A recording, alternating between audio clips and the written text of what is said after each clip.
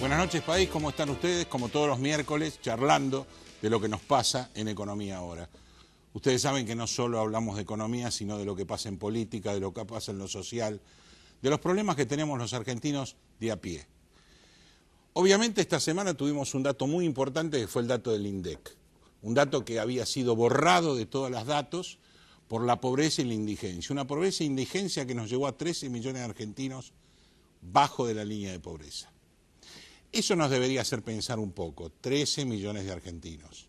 Recuerden que por allá, por el 2001, la famosa crisis económico y social más grande que hubo en la Argentina, con un presidente yéndose, llegamos al 50. Del 2001 aquí llevamos 15 años. 15 años de distintos gobiernos. Esos distintos gobiernos no han logrado mejorar absolutamente nada. Con una diferencia, entre el 2003 y el 2007 tuvimos el mejor vendaval económico de todos los tiempos de Argentina. Mejor que la época de la guerra. Mejor que todas las épocas. Sin embargo, los argentinos no logramos solucionar el problema de la pobreza y de la indigencia. Yo te recomiendo, Mauricio, que lo pienses, porque quedan 3 años de gobierno, 3 años de gobierno que va a seguir este índice y este índice tiene que bajar. Tenemos que anular gastos superfluos, tenemos que abocarnos a que la gente no solo sea mantenida con planes, sino con trabajo genuino. Por otro lado, el querido Alfonso nos manifestó que deberíamos dejar la contabilidad paralela o la contabilidad doble, como dijo él. Obviamente los contadores sabemos bastante lo que es contabilidad paralela y contabilidad doble y por qué existe eso. Querido Alfonso, no va a ser posible si no hay otros elementos además del discurso. Por un lado estamos hablando de un blanqueo que está muy tibio en la sociedad, consultas miles, abocarse a hacerlo pocos, a tal punto que estamos un poquito desesperados porque de la cifra que habíamos tirado a los 115 millones que estamos llegando hoy, Alfonso hay que ponerse un poco nervioso, fuera de sus peleas con Sturzenegger. Y por otro lado, la contabilidad doble terminaría si la parte tributaria sería un poco más baja. Entonces, con una pauta tributaria más baja y elementos coercitivos que hagan que todos paguen, tendríamos una mayor actividad y esa mayor actividad podría lograr una mayor recaudación. Algo muy simple, muy simple. Lo hablamos en el 2001 con el tema automotor. Otro tema para la ciudad. Tema automotor. Uno va a patentar un auto y antes el patentamiento del auto no era determinante la compra de un auto.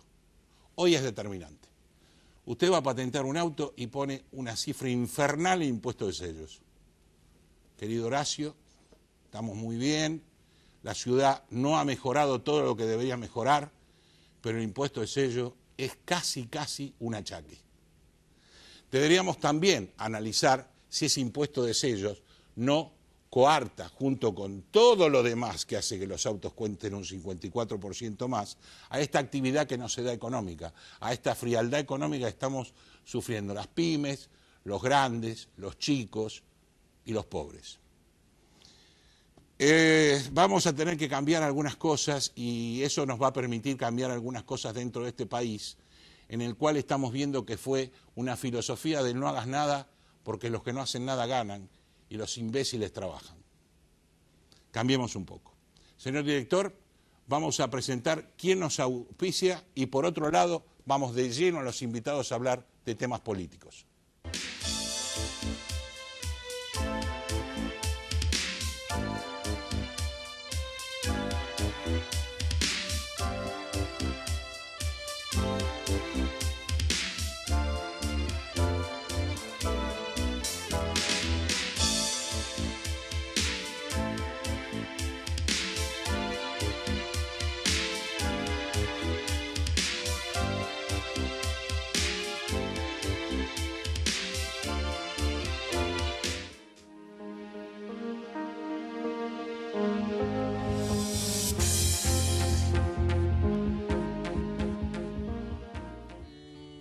Relevamientos y auditorías fiscales Sociedad Anónima. La optimización de los recursos tributarios son nuestro objetivo. Una vida de experiencia, brindando servicios y dando soluciones a empresas y a organismos tributarios provinciales y municipales. Para información, relevamientos y auditorías @gmail.com.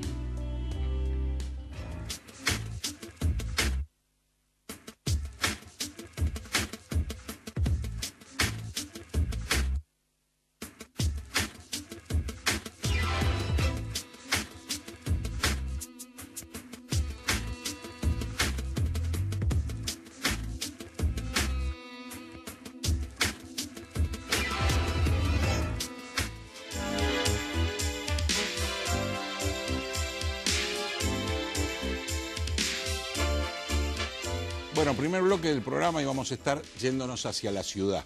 Estamos con Marcelo de Pierro, legislador de confianza pública de la Ciudad de Buenos Aires. Legislador, primer tema. Hubo una gran pelea entre el gobierno de la Ciudad de Buenos Aires y Uber. Lo quisieron resolver de una manera que a mí no me pareció la correcta. ¿Qué opina? Sí, porque se resolvió de una manera que no trajo ninguna solución al problema y lo profundizó. Lo que se votó hace 2 sesiones atrás fue una modificación al Código de Transporte por la cual el gobierno de la ciudad va a generar una aplicación, TaxiVa se llama, que es para unir al taxista con el pasajero del taxi. Es una aplicación que la desarrolla el presupuesto, el gobierno de la ciudad, sale del presupuesto del Ministerio de Modernización, por ley, es gratuita y es la única autorizada. O sea, se cierra cualquier posibilidad de competencia que pueda haber en el ámbito de la ciudad para que alguien genere una aplicación y pueda ponerla en funcionamiento. Es una defensa lisa y llana a los taxis. No nos olvidemos que el taxi es un gran negocio para el gobierno de la ciudad. El taxi es un gran negocio para el gobierno de la ciudad y también lo que tiene el gremio, sí, en base a todo lo que le cobra, y también el gremio de los taxistas tiene un poder de presión bastante fuerte. Si hace 10 años atrás las agencias de turismo hubieran podido traer las oficinas a la puerta de la legislatura, en una de esas hoy no existiría una aplicación como Despegar. Claro, no existiría Mercado Libre si hubieran podido traer los negocios a la puerta de la legislatura. Claro. Los taxis sí pueden hacer esa demostración de fuerza. Lo que pasa es que también el sistema de taxis en la ciudad es un sistema muy particular, porque el taxista o la gran mayoría de los taxistas que están en la calle no son los dueños de la licencia. Exacto. Uno cuando hay grandes flotas, entre ellos el del secretario general de los taxistas. Hay grandes flotas donde alquilan sus autos. Y la pregunta que nos tenemos que hacer es por qué aplicaciones de home banking no generan que el gremio de los bancarios se levanten en armas, o por qué aplicaciones de venta online de los supermercados no generan que los empleados de comercio hagan problemas. Porque el cajero de un banco no tiene que pagar por estar en la caja del banco. Claro. El cajero del banco se sienta y si cobra 10 impuestos gana lo mismo que si cobra 100. Exacto. Si uno a un cajero de un banco le cobrara 800 pesos por abrir la caja, yo calculo que no habría un desarrollo de aplicaciones online ni nada de banca electrónica.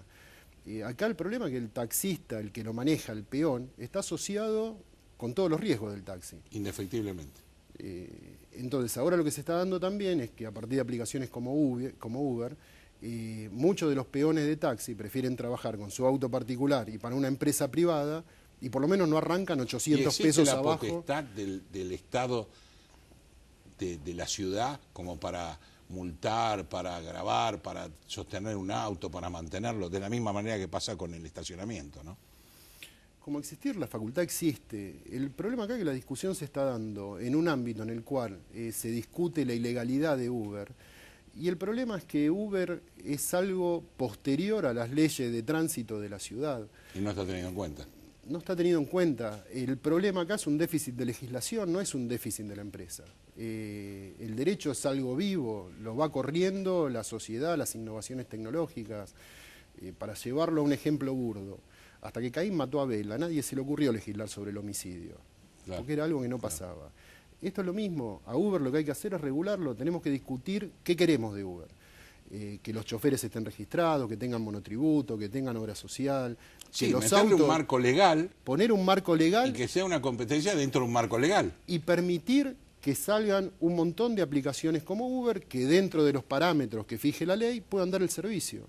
Sé que también estuviste trabajando con respecto a los distintos desechos que recibe el 147 de gobierno de la ciudad, y también y defensa del medio ambiente. Contanos un poco cuál es tu idea con respecto a eso.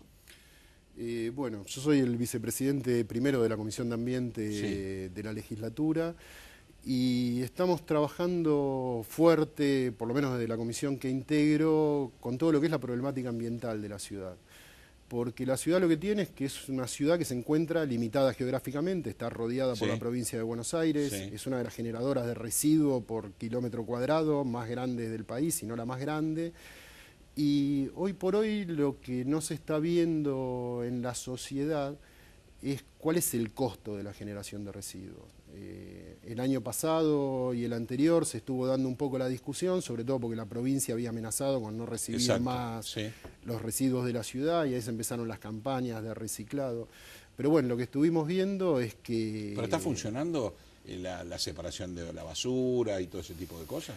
A medias. No está funcionando bien, pero porque no hay una política inteligente al respecto tampoco. La separación de residuos en los hogares, si uno después termina tirando todo en una misma bolsa o va a parar todo al mismo camión, no tiene sentido. La recolección de residuos, como se da en la ciudad de Buenos Aires todos los días, es algo que prácticamente no existe en ningún lugar del mundo. Acá lo que habría que hacer es que los residuos que lugares y días, que tengamos 2 días a la semana como para tirar todo lo que sea reciclable, papel, vidrio, que no genera olor adentro de la casa, no genera nada, y que bueno, uno sabe que lo que se recoja lo que es martes y jueves es todo producto reciclable, y el resto de los días lo que sea húmedo y basura en general. Pero en realidad, en la medida en que las empresas cobran por tonelada de basura enterrada, es muy difícil poder plantear un plan de reciclaje, porque hoy por hoy lo que se paga es el kilo de basura, o sea, la tonelada de basura. De eso vive el CIAMSE, de eso viven las empresas que levantan los residuos, o sea que es muy difícil, hace falta otro tipo de visión sobre el tema de la basura. Y nos quedan 2 minutos, pero sé que vos trabajaste sobre el tema del resumen digital de tarjeta, que fue un gran escándalo, porque obviamente el señor Moyano fue el primero que se quejó diciendo: me están sacando trabajo a los camioneros, me están sacando trabajo. También es un problema el tema de los intereses usurarios. Fuera del tema del resumen, que quedó stand-by. El resumen quedó stand-by porque también hubo un ida y vuelta a nivel nacional. Y que por otro lado también es una discusión que habría que darla en una perspectiva real. A usted le debe pasar lo mismo que a mí. Yo hace años que no recibo un resumen de tarjeta de crédito en papel, aunque todos los meses teóricamente me lo mandan. Te lo cobran. Acá lo que había planteado puntualmente en el proyecto era que en el caso de que la gente adhiriera al servicio de resumen digital, hubiera un descuento del 50 o del 100% en los gastos administrativos de emisión de resumen. Claro. Porque uno está pagando, ya antes eran 10 pesos, 12 pesos, ahora son 50 pesos por mes. Que en una de esas, a mí me está pasando con una de las tarjetas de crédito, tengo cuota de 170 pesos, me llega más de gastos administrativos y de IVA sobre los gastos administrativos que el uso. Cuando voy al banco a decir quiero cancelar las 3 cuotas que me quedan, me dicen no, hay que pagarlo todos los meses. Entonces la idea acá es trasladar la ventaja del resumen digital al usuario. Si no hay que emitir resumen, es obligación del banco generar el resumen. Es lo mismo que ustedes quisieran cobrar la luz, el agua o el gas sin mandarle la factura. En este caso, un poco lo que proponía el proyecto fue eso, pero bueno, después quedó inmerso en la discusión nacional y lamentablemente no salió. Hay que seguir luchando, Marcelo, hay que seguir luchando para mejorar la ciudad, hay que seguir luchando para mejorar el país. Yo creo que, por lo menos yo, que no me tiño las canas, somos todos responsables de lo que nos ha pasado. O por apoyar o por omisión y callar. Así que sigan luchando para que mejoremos esta ciudad que es hermosa. Es muy interesante lo que usted planteó al principio, porque todos estos programas, planes, cosas que uno ve que surgen del Estado, es lo que evitan que el Estado también ponga su grano de arena en todo el esfuerzo que estamos haciendo. Exactamente. Porque acá aumentan las tarifas, aumenta el taxi, aumentan los peajes, lo que no bajan nunca son los impuestos. Exactamente. Porque se siguen generando programas, cosas en las cuales el Estado, la verdad, no es prioritario que dé esa función. Y sería una ayuda también para la gente poder bajarle los impuestos. Muchas gracias por haber venido a Economía. Por favor. Hacemos una pausa y venimos a hablar de política, pero mucha política.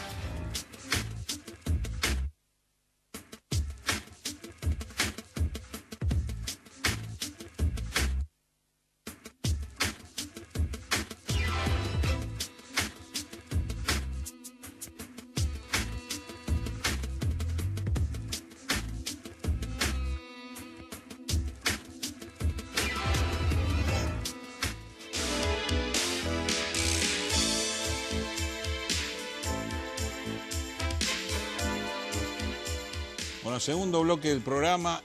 Bienvenida a Bodega Iacarini a este programa y gracias por estar.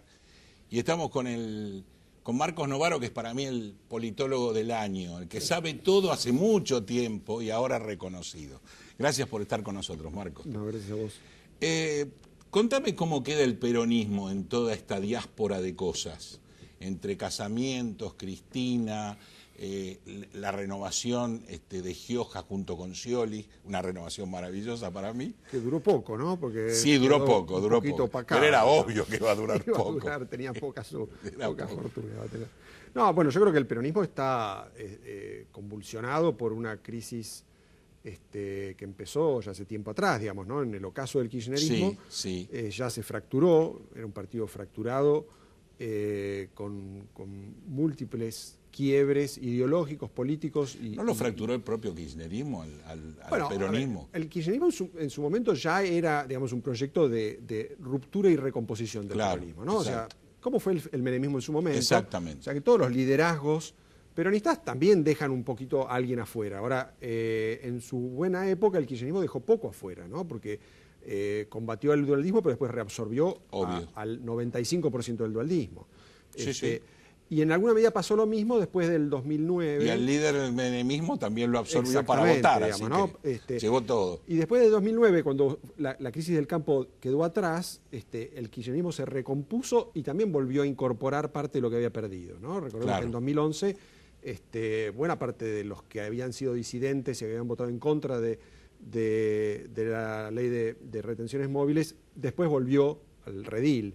Entonces fue y volvió, digamos, ¿no? El kirchnerismo en su relación con el peronismo. Ahora, después de 2011 empezó una crisis mucho más aguda, porque me parece que Cristina, como dijo ella, era fue crisis por todo. del kirchnerismo. Fue una crisis, digamos, terminal. Interna.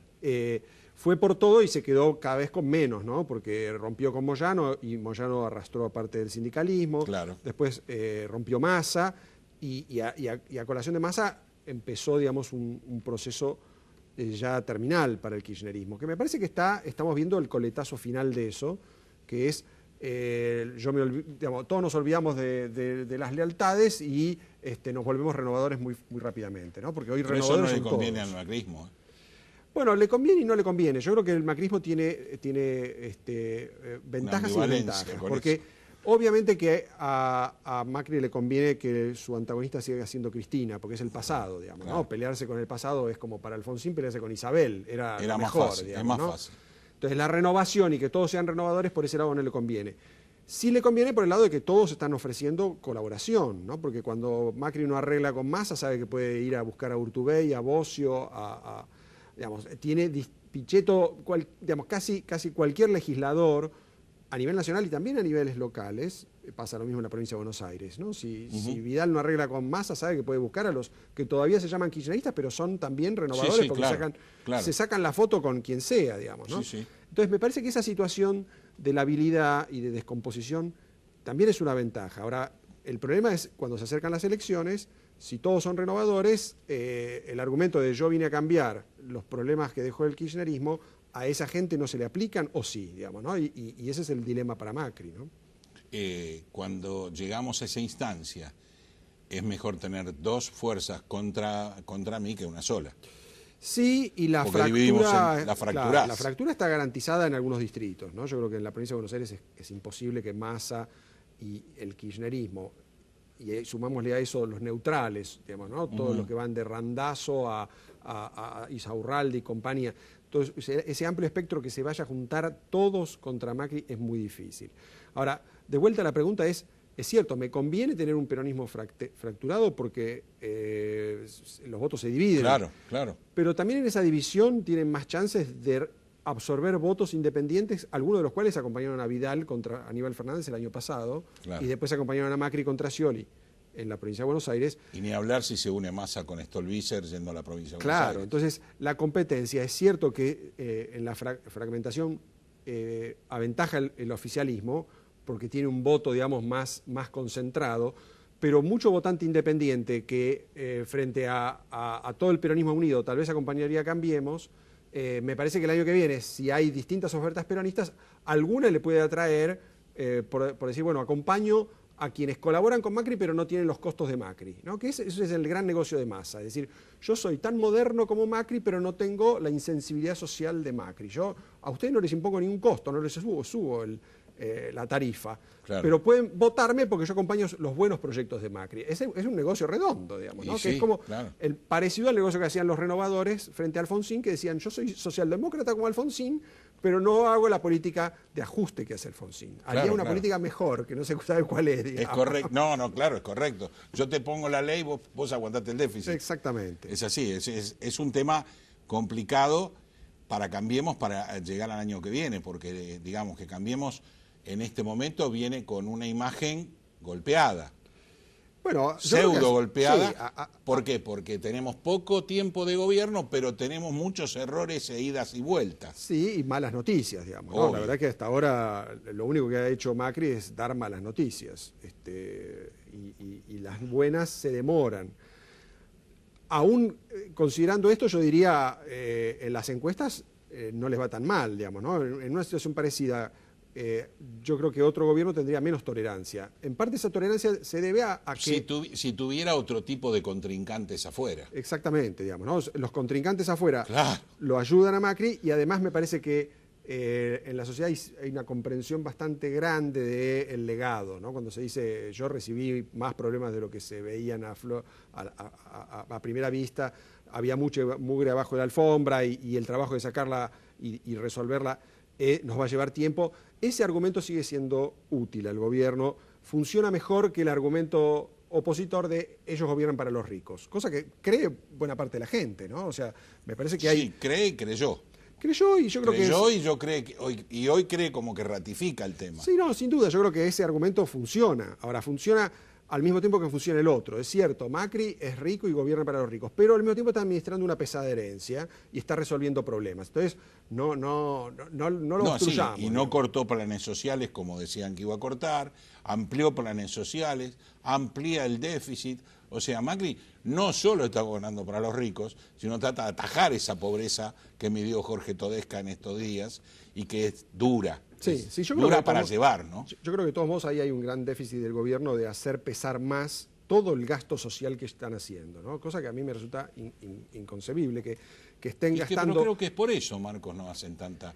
Porque si vos te planteás para qué haces tanto gasto social y no sostenés a la pobreza, no mejorás nada, indudablemente tenés la contraposición de que no estás generando trabajo, no estás generando nada y se te está ampliando el margen de pobreza. Está bien, es como resabio de los coletazos que dejó el kirchnerismo, sin ninguna duda, pero hacéselo entender al pobre que no come mañana. Sí, no, yo lo que me refería era, me parece que hay un déficit de comunicación o de convicción de parte del gobierno, de esa vía heterodoxa que están tratando de aplicar, de no hacer un ajuste draconiano, sino de tratar de que tenga el menor costo social posible, sobre todo en los sectores bajos. A pesar de que hacen todo ese esfuerzo, me parece que no se ve mucho de ese esfuerzo. Por ejemplo, ellos han aumentado y focalizado mejor el gasto del Ministerio de Acción Social y sin embargo eso no se ve, digamos, ¿no? Me parece que hacen poca publicidad o poca comunicación. Sí, comunicación ninguna. Con un tema que me parece que es muy sensible en este momento y que los mostraría menos como el gobierno de los ricos de lo que finalmente termina sucediendo. O de los CEOs. O del gobierno de los CEOs, que es un gobierno, digamos de gente que tal vez sabe del tema, pero es insensible, ¿no? Esa idea que todos tenemos de que exacto, es un gerente, ¿no? Esa es tu definición, claro, es perfecta. Y bueno, tiene una insensibilidad de empresa. Constitutiva, digamos, ¿no? Es insensible. Y la verdad es que eso al gobierno le está haciendo daño. A pesar de que yo creo que está mostrando también cierta vocación social, que no es solamente la de Vidal, que Vidal escapa un poco esto, ¿no? Vidal sí es un rostro de sensibilidad social mucho más fuerte. Sí, pero porque tiene un problema más pesado. Bueno, también por su carácter, creo que ¿no? Su carácter y además ayuda, la provincia de Buenos Aires, tal como está planteada, es inviable. Para Vidal y para Mandrake. Es inviable. Sí, y a pesar de eso yo creo que lo está haciendo mejor que muchos otros gobernadores, digamos. Pero ¿no? porque está sincerando. Vidal te está contando lo que está pasando. Sí, eso me parece que es la otra paradoja de la situación, digamos, ¿no? En Vidal el gobierno nacional, el macrismo, el Cambiemos, digamos, tiene el principal activo político hoy. Sí. Es la principal campo de batalla es la provincia de Buenos Aires, y al mismo tiempo es el distrito donde está menos claro quién puede ser el candidato y cómo va a ser la estrategia electoral del oficialismo para sostenerse. Es la gran pelea. Es la gran pelea, y yo creo que ahí el talón de Aquiles es no tener un candidato, cosa que no sé cómo la van a resolver, ¿no? ¿Vos, candidato, hablás propio o de la oposición? No, un candidato propio de Cambiemos para encarnar esa voluntad política y el prestigio, por lo menos hasta ahora, muy sólido que tiene Vidal, ¿no? Uno lo ve en las encuestas.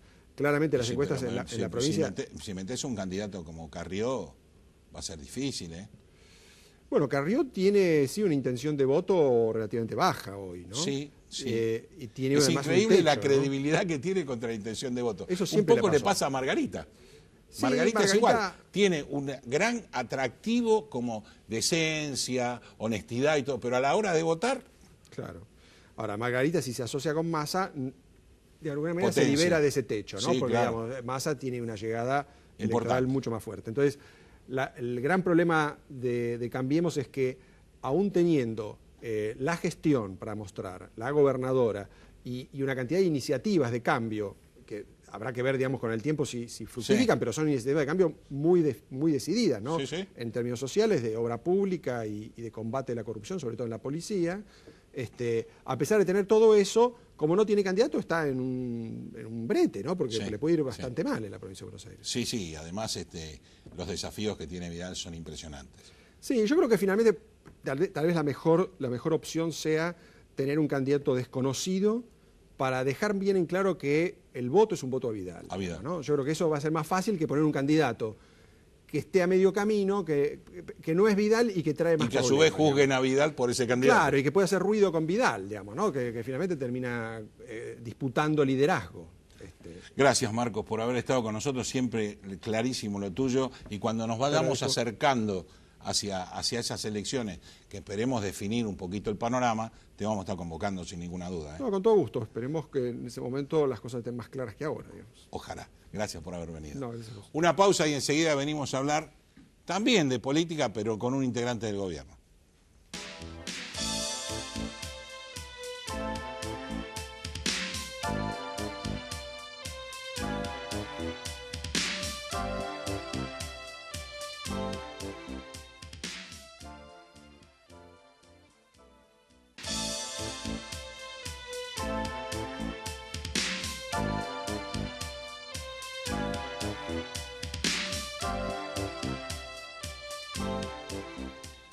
Bueno, es tercer bloque del programa y dije que íbamos a hablar de política con un político del gobierno actual.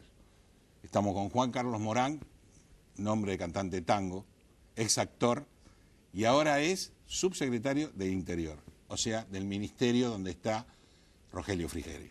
Así es. Tengo muy mala voz, así que cantante soy. No, cantante no. Bueno, pero el nombre está. Nada de Alberto. El nombre está. Vos fuiste director del RENAPER. Una preguntita sola. ¿El RENAPER también tuvo una herencia jodida? Sí. A pesar de que parecía que era lo más organizado que estaba, ¿no? Hacia adentro, en las 3 decisiones primeras que tomé, ahorré más de 100 millones de pesos. Ah, la pelota. Gastos superfluos en distintas áreas.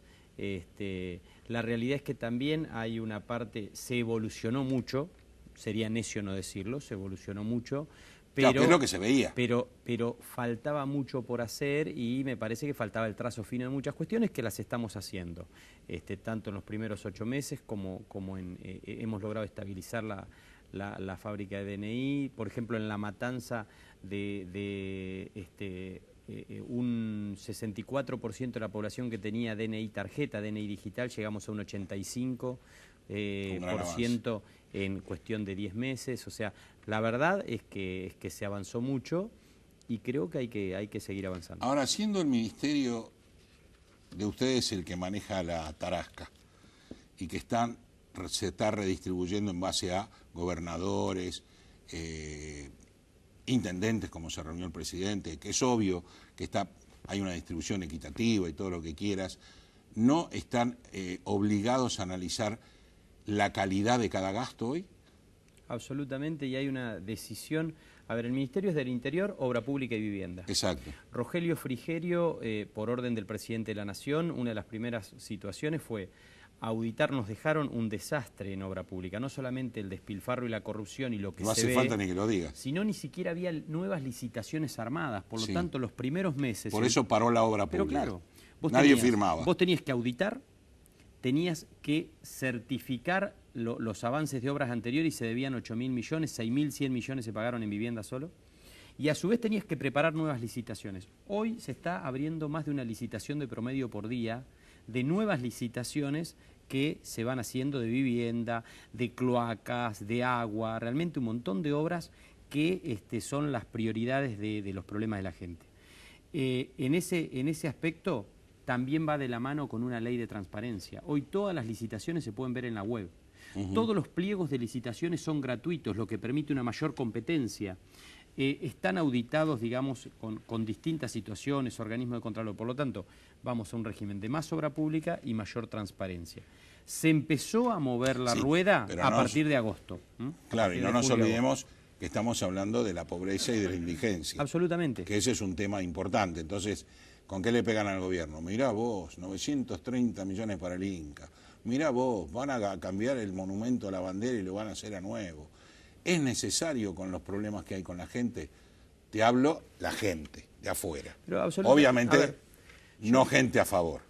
No, pero a ver, yo no... Pero sí corresponde que lo analicen. Pero no hay que detenerse puntualmente. Yo digo, acá, primer punto, es como cuando vos escondés tu problema y tu enfermedad y no vas al médico y de un día para el otro fuiste, te hiciste un análisis y tenés un problema. Todo mal. Ahora, no tenés el colesterol desde hace 7 meses, tenés el colesterol de hace 10 años. Obvio.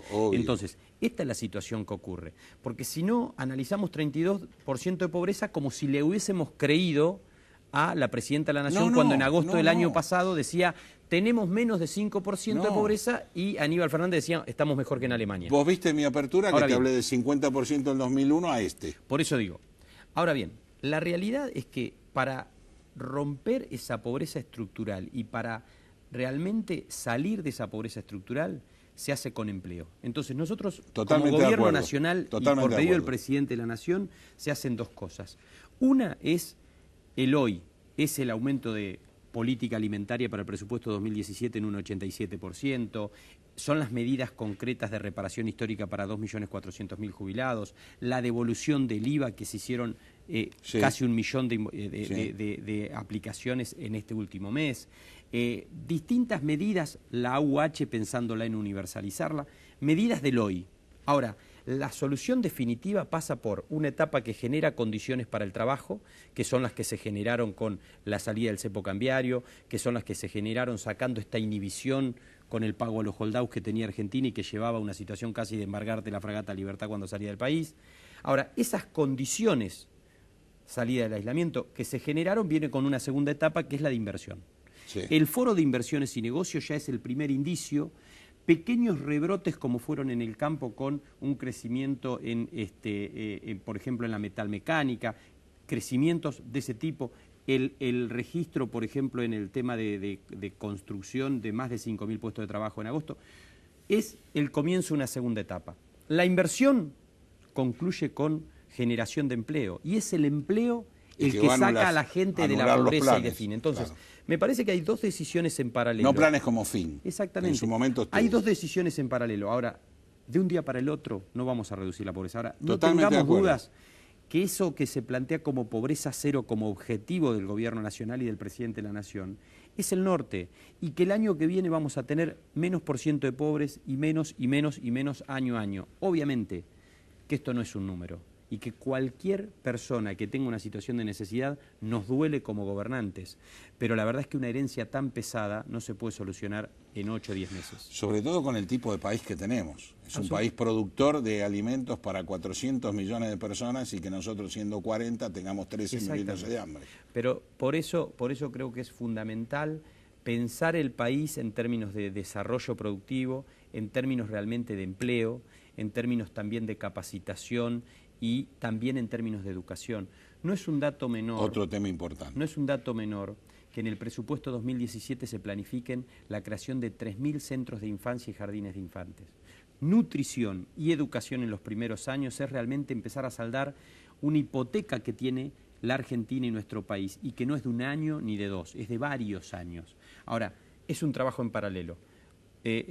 Vos lo decías muy bien en términos, ¿qué pasa con el hambre mañana? ¿Qué pasa con la necesidad mañana? Claro. Entonces, hay que planificar al mediano plazo empleo de calidad para la gente, capacitación, educación, nutrición para nuestros niños, para que en el mañana tengan una educación de calidad, se desarrollen.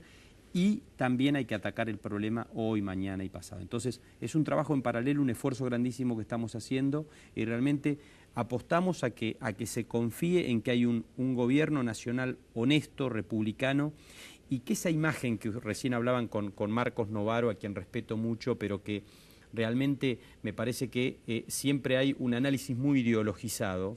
Y la verdad es que a nosotros estamos cansados que durante 12 años nos corrían por izquierda bajo un gobierno popular y nacional, y finalmente hubo la mayor concentración de la economía. Entonces, Carlos, ni popular, ni pero nacional. por eso digo, ahora tenés un tipo que sí es rico. Lo estamos viendo. Un tipo que es presidente y es rico, sí es rico. Ahora, la verdad es que las medidas concretas que toma este gobierno, que también tiene gente que ha sido CEO de alguna empresa, sí. Ahora, las medidas que tomamos son de una sensibilidad social y son decisiones. A lo sumo se le termina criticando la política comunicacional.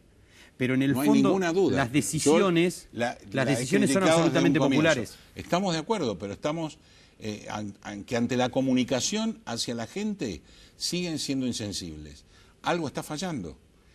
Lo que vos decís es totalmente cierto. Han ampliado el régimen asistencial, está intentando y coqueteando con inversiones que son las que más están interesadas, son a largo plazo, con lo cual también te va a generar empleo a largo plazo, también estamos de acuerdo, pero la gente es como que no piensan que son insensibles. Bueno, y eso es lo que a mí me preocupa. Pero porque hay por eso digo, hay no es criticar por criticar. Hay una situación, me parece, en la cual los hechos concretos, los gobiernos hablan por los hechos. Ninguna duda. Y no por el relato, no por el discurso. Entonces yo digo, acá hay una decisión de más universalidad para la asignación, sí, hay una decisión en ese sentido. ¿Hay una decisión de política de vivienda? Sí. ¿De soluciones habitacionales? Sí. Entonces yo digo, acá hay decisiones concretas. 250.000 personas van a ser beneficiadas con una obra que empezó hace unos días en Villa Fiorito, Lomas de Zamora, de cloacas. Realmente decisiones que son para la gente que más lo necesita. Estructural. Sí. Quizás muchas de decisiones que no se ven. Muchas decisiones que no importa. Se ven. Ahora, eso es mentira, la gente lo ve igual. La gente que va a vivir en el lugar donde ustedes le dan cloacas, le dan agua corriente, le dan gas, esa gente, aunque no lo vea, lo siente. El tema energético, a propósito de cómo se comunicó... Un minuto nos queda. El tema energético. ¿Cuántos criticaron el tema energético? Y la verdad es que el tema energético, cuando se pagaban 20, 30, 40 pesos aquí en Capital, muchos de nosotros en el interior ya pagábamos electricidad o gas más. Sí. Pero cuando pagaba alguien de clase media o alta un recibo de 30 o 40 pesos, no lo pagaba Papá Noel o Cristina Kirchner a la diferencia. Lo pagábamos todos. La pagábamos todos con inflación y con falta de obras. Y los que más la pagaban eran los que no tenían gas en su casa. Los que menos tienen, claro. Por lo tanto, medida más popular que ordenar esa situación no hay. No, estamos de acuerdo y creo que la sociedad... Me parece que ha habido mucho de relato y poco de popular en el gobierno anterior, y hoy hay quizás menos relato, menos comunicación, pero hay un montón de medidas populares por un presidente... Yo creo que sí. Que es rico y que, bueno, es una condición de él, digamos. Pero sí, pero no, eso no es malo. Pero me parece que por eso no hay que tener prejuicios. Igual cantás lindo, ¿eh? Gracias por haber venido y vamos a seguir charlando, ya que es un ministerio muy sensible debido a lo que nos pasó. Exacto. Y ojalá nunca más nos vuelva a pasar. Yo por lo menos no voy a permitirlo. Gracias y adelante. Gracias a usted. Una pausa y venimos con el doctor Peña a hablar de este blanqueo. A ver si pintamos un poco.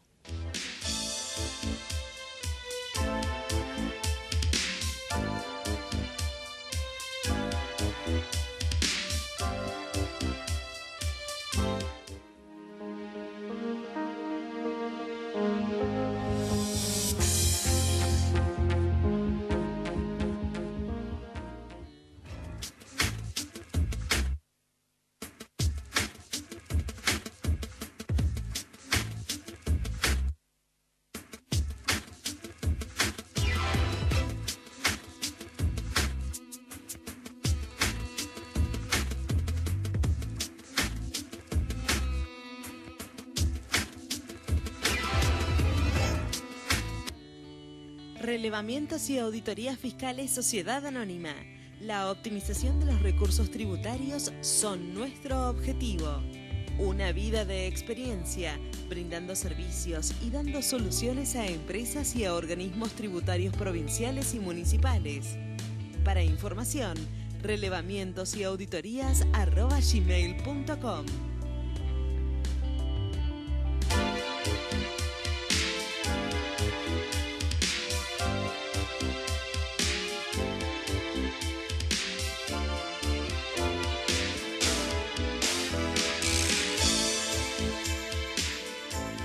Bloque de Repar, Rubén Marcheski, coordinador Blanqueo y Moratoria 2016. Lo que estamos charlando desde que empezó el programa incluye reformas en ganancias y bienes personales, casos prácticos del blanqueo. Autores son Andrés Saladino, Félix Rolando, José Bianchi y Rubén Marcheski. Todos ellos tienen su programa de televisión, por supuesto, y escriben un libro para explicarnos todo lo que pasa en el blanqueo. Aunque todavía hay dudas, doctor Peña, todavía hay dudas. Sí, claro, bueno. Está lleno de dudas. Por eso estamos así a esta fecha, manifestado por el propio Abad, que en fin es el cierre que se hizo de la oportunidad del bono corto. Fue con muy pocas, se calculó que más o menos 150 millones. Sí, de pesos. Creo que ni llegaron, ¿eh? Cuando el piso era de 20.000 millones. Sí. Pero tampoco lo veo con este otro bono, tampoco lo veo. Con el otro bono tampoco lo veo. Pero yo no lo veo en general. Me está preocupando que hay mucha asesoramiento y necesidad de saber, sí. Pero también hay muchos baches, también hay muchos interrogantes que no son respondidos en tiempo y forma por la AFIP. Bueno, no son respondidos por la AFIP y aparte está bastante diversificados los criterios. Por ejemplo, lo que hoy se leyó en todos los diarios, la situación ríspida entre el Ministerio de Hacienda, el Ministro de Hacienda, y el Banco Central.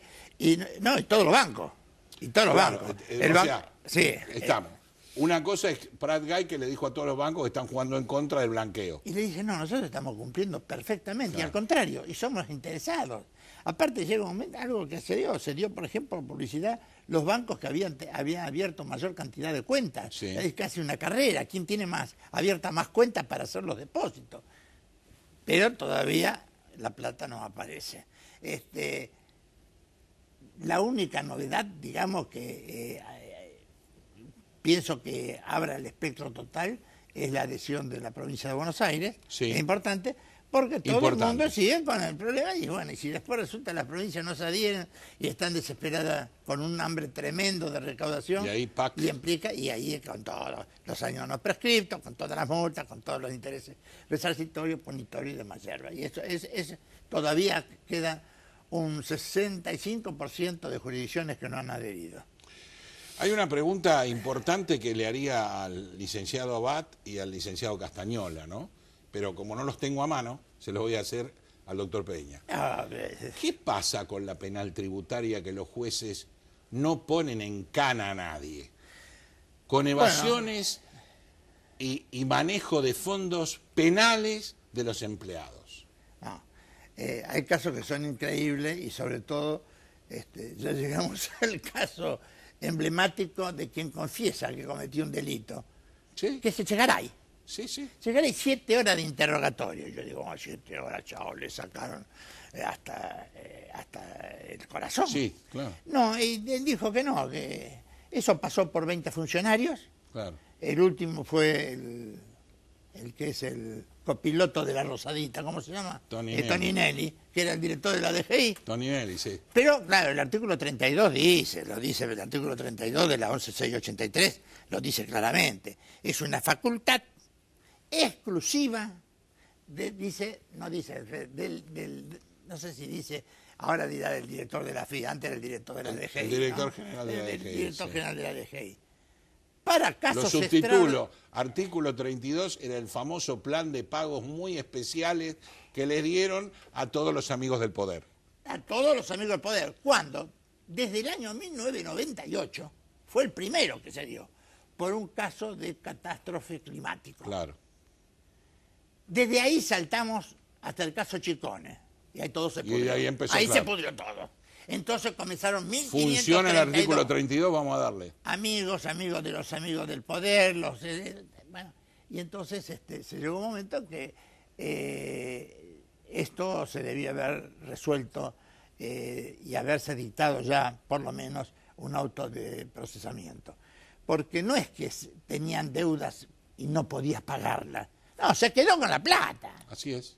Y ojo, se quedó con plata, hay dos, porque tiene las dos, lugar donde había para retener, retenía, Él fue un... ¿En qué caso hablamos? Lázaro Báez se quedó con la plata de los empleados. Cristóbal López se quedó con la plata de los empleados, aunque el impuesto a la transferencia de combustible. O sea, no era mientras dinero comprábamos empresas. Y él aduce una situación apremiante económica. Mentira. Le dice, pero si lo hizo para fondear todas las empresas y comprar empresas. Claro. Bueno, si eso está todo conforme. Yo vuelvo a repetirle, señores, el artículo del Código Penal, estafa y otra defraudación, artículo 172 y 173 del Código Penal, la ley penal tributaria, la primera de 1 a 6 años de prisión, la segunda de 2 a 6 años. Cuando repitió constantemente, porque lo fue reacondicionando, con el correr del tiempo se hacía la torta. Él mandó un embargo, Echegaray, por 120 millones de pesos en el año 2012. ¿A quién? ¿A Cristóbal? A Cristóbal. Pero después enseguida dio la orden al jefe de agencia que le diga al abogado que desista de la acción. Bueno, nos hubiéramos ahorrado 8.000 millones, por lo menos 7.880. Claro. 7.880. Pero eso, bueno, todo el mundo pregunta. ¿Los jueces que están jugando al pádel? No, a mí me pasa lo siguiente. Yo conozco, a través de la carrera, cuando vine a hacer amamantar la ley penal tributaria, y cuántos por retención indebida, pues son retenciones indebidas, sí, señor. Porque plata que no le corresponde. Sí, señor. No es no poder pagar impuestos. No. Comprendamos. Estoy hablando, en este caso, hablo de los aportes, no de las contribuciones. La contribución está bien. Es una estafa a terceros. Después pediré una prórroga y pagaré. Claro, pues esa es su obligación, no la que yo te retengo el dinero y no lo deposito. Yo conozco una cantidad de gente que fue procesada y salió con el proceso. Las condenas no se conocen, porque las condenas fueron la mínima, que por supuesto era escarcelable, pero soportaron el proceso y la condena. Y acá, ahí está grabado por el monto y por el replicaje completo que ha hecho la bolsa. Y en cada oportunidad volvía nuevamente a poner la firma de Echegaray. La diputada Carrió dijo que le estaba dando asco moral esta continuidad de la corrupción. Y yo no, esa es la continuidad. Esa es los funcionarios, que uno le tiene asco moral. Porque los funcionarios son los que han hecho que se robe al país. Exacto. Sin los funcionarios no ocurrieron todos los hechos de corrupción, lo he dicho que en alguna oportunidad. Sí. Los hechos de corrupción que le hicieron un agujero negro al país. Y hay un funcionario que es el centro del ojo de Londres, ¿no? De la rueda que gira. Ese que es Echegaray. Claro, ¿qué es Echegaray? Es el titular de una AFIP ciega completamente porque no ve lo que no quiere. Entonces se ha puesto en una posición tremenda, que es cuando un funcionario que cobra impuestos, que aplica la ley, que determina no porque es legislativo, pero que determina las liquidaciones de impuestos. Sí, que controla. El que controla la aduana. Y resulta que elige a quienes sí y a quienes no. Pero esto no es luz roja o luz verde, como por ejemplo... No, esto es... No es sorteo. A mí del poder o amigos del poder. Claro, no los que están sorteo. relacionados con el poder. Y lo estamos viendo. Todos los que estuvieron relacionados con la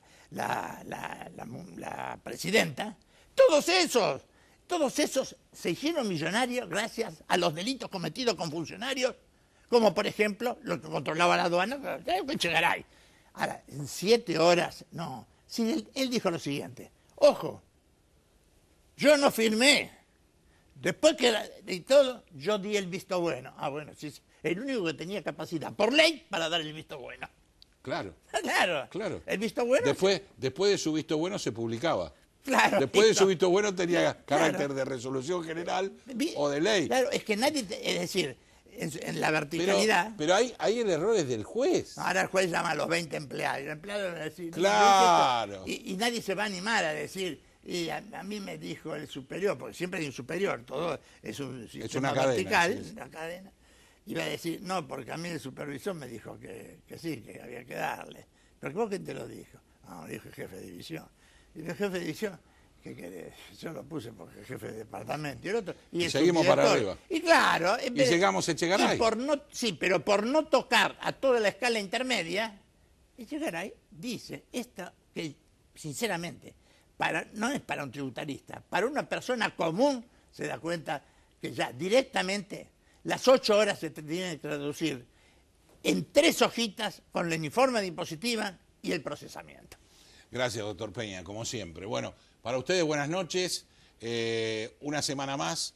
Señores jueces, hoy hasta el doctor Peña dice, ¿por qué no nos ponemos los pantalones largos y empezamos a jugar? Todo depende de ustedes. El cambio y la bisagra del país depende de una justicia libre, soberana e igualitaria. Paguen ganancias y sentencien, que para eso nos están cobrando. Bienvenida a la bodega de San Rafael, que nos va a acompañar de aquí hasta fin de año. Buena semana para todos. Chau, chau.